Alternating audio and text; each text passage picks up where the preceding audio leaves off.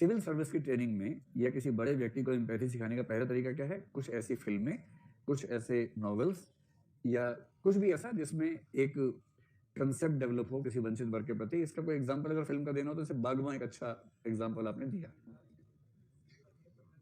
जैसे वृद्धों की स्थिति को समझाने का एक अच्छा तरीका क्या है कि बागबान फिल्म दिखाओ। देखो मसूरी में क्या होता है कि लेक्चर्स होते हैं बहुत सारे, इतने तबाह किस्म के लेक्चर होते हैं कि सब प्रोफेसर वहां सोते रहते हैं, आंख खोल के सोते हैं, वहां पर प्रैक्टिस हो जाती है क्योंकि लोग देखते हैं आगे बैठे हुए लोगों को, मजा नहीं आता।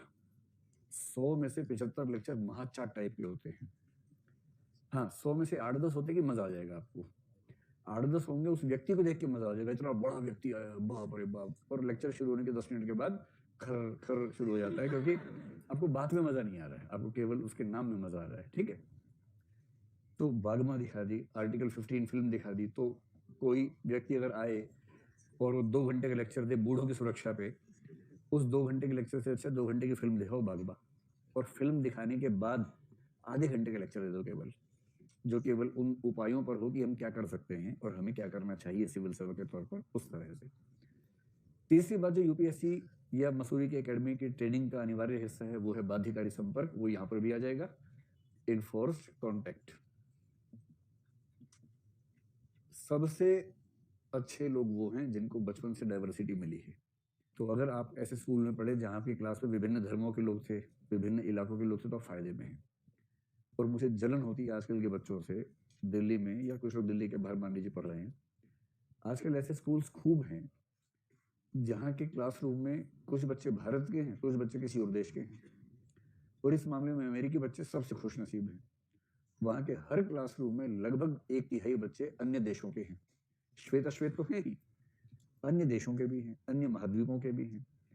वहां का बच्चा 10वीं 12वीं करते करते दुनिया को जिस रूप में फील कर चुका होता है, हमारे बच्चे जो पढ़ते हैं किताब में, भूगोल अध्याय 6, ऑस्ट्रेलिया, ऑस्ट्रेलिया का चित्र ऐसा है, ऑस्ट्रेलिया दक्षिण तरफ पाया जाता है।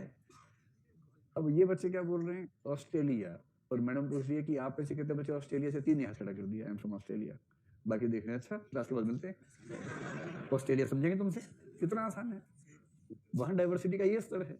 और अमेरिका की सफलता की सबसे बड़ी शक्ति में मेरी राय में एक शक्ति है डाइवर्सिटी, सबसे बड़ी शक्ति। वैसी डाइवर्सिटी मेरे ख्याल से दुनिया के किसी भी और देश में अभी एजुकेशन सिस्टम में नहीं आ पाई है, लेकिन जितनी आ सके उतनी बेहतर है। तो मसूरी में क्या होता है, इनफर्स्ट कॉन्टेक्ट, मैं तो दुआ करता हूँ कि हरियाणा के हर व्यक्ति का रूममेट नागालैंड का ही वहां पर हो। 100 दिन वो ऐसे जीवन के यादगार दिन बनेंगे। उसके बाद क्या होगा, परसेप्शन सारे चेंज हो जाते हैं, सारे परसेप्शन चेंज हो जाएंगे। और राजस्थान का कोई है, उसके साथ कौन होना चाहिए? तमिलनाडु का होना चाहिए।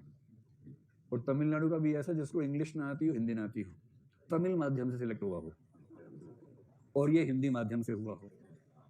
उसके बाद एक फिल्म आई थी एक दूजे के लिए, ध्यान है आप लोगों को? उस फिल्म में क्या हुआ कि नायक नायिका की भाषा अलग अलग है, लेकिन प्यार हो गया है, एक बार देखा उसी में लट्टू हो गया, क्या करेगा। अब वो कैसे मैसेज का आदान प्रदान करें कि नायक अपने घर में, नायिका पड़ोसी घर में।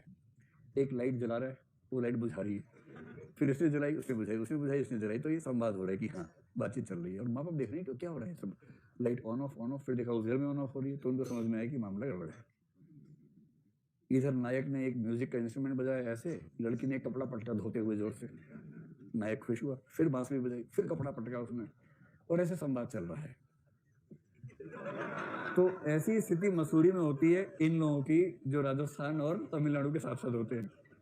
लेकिन 100 दिन के इनफोर्स कॉन्टेक्ट के बाद राजस्थान के व्यक्ति के लिए तमिलनाडु कोई अजनबी स्थान बचेगा या उतना ही अपना हो जाएगा जितना बाकी राज्य अपने हैं, अपना हो जाता है।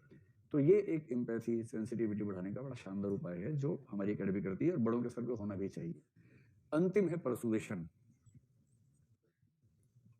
परसुएशन से भी आप किसी व्यक्ति को किसी विशेष विषय पर एम्पैथी से भरा व्यक्ति बना सकते हैं। परसुएशन कैसे होता है? परसुएशन का मतलब, जैसे मान लीजिए कि मसूरी एकेडमी आपको चाहे कि आप एम्पैथाइज करें बच्चों की स्थिति के साथ, तो परसुएशन का एक तरीका तो है कि तारे जमीन पे दिखा दें, समझ में आ गया। लेकिन यदि कोई अच्छा स्पीकर है, मान लीजिए उसके पास तथ्य हैं, आंकड़े हैं, कुछ स्लाइड्स हैं, इमेजेस हैं, कुछ फिल्म के क्लिप्स हैं, और उसको 2 घंटे का समय मिल जाए आपके सामने मंच पे खड़े होकर आपसे बात करने का, अच्छा स्पीकर हो, परसुएटर अच्छा हो, क्या मैं ये दावा कर सकता हूँ कि वो 2 घंटे में आपकी समानुभूति किसी न किसी मात्रा में उस वर्ग के प्रति पैदा कर ही देगा जिसके बारे में आपने कभी उस तरह से सोचा नहीं था पहले, कर देगा। तो परसुएशन बस एक बात है, परसुएशन लगातार चाहिए होता है। एक बार हुआ, एक इंटरवल के बाद फिर से हो जाए, फिर इंटरवल के बाद फिर से हो जाए। एक ही बार का परसुएशन बहुत दूर तक काम नहीं करता है, उसमें रिपीट इफेक्ट की जरूरत पड़ती है। अंतिम एक चीज है जो उस समय बताई थी परसुएशन के आसपास, वो थी रोल प्लेइंग। अगर आपको किसी को एम्पैथी सिखानी हो किसी विशेष व्यक्ति या समुदाय या व्यवसाय के प्रति, उसे बाध्य कीजिए कि वो उसका रोल प्ले करके देखे, समझ में आ जाएगा। ये वही चीज है, putting someone's shoes in your foot. दूसरों के जूते अपने पैर में पहनोगे ना, तब समझ में आएगा कि उन जूतों के अंदर कांटे कितने गहरे थे, तब समझ में आता है। तो दूसरों की स्थितियों की कल्पना कर लेंगे तो एम्पैथी अपने आप आ जाएगी। यदि हम खुद कल्पना नहीं कर पा रहे तो ऐसी स्थितियां हमारे साथ बनाई जाए ट्रेनिंग में कि हमें दूसरों की स्थितियों में रहना पड़े। मैंने इसका एग्जाम्पल क्या दिया था, जिन बच्चों को लगता है कि हमारी माता कुछ काम नहीं करती है, सारा काम बाप ही करता है, केवल एक दिन के लिए क्या करना है,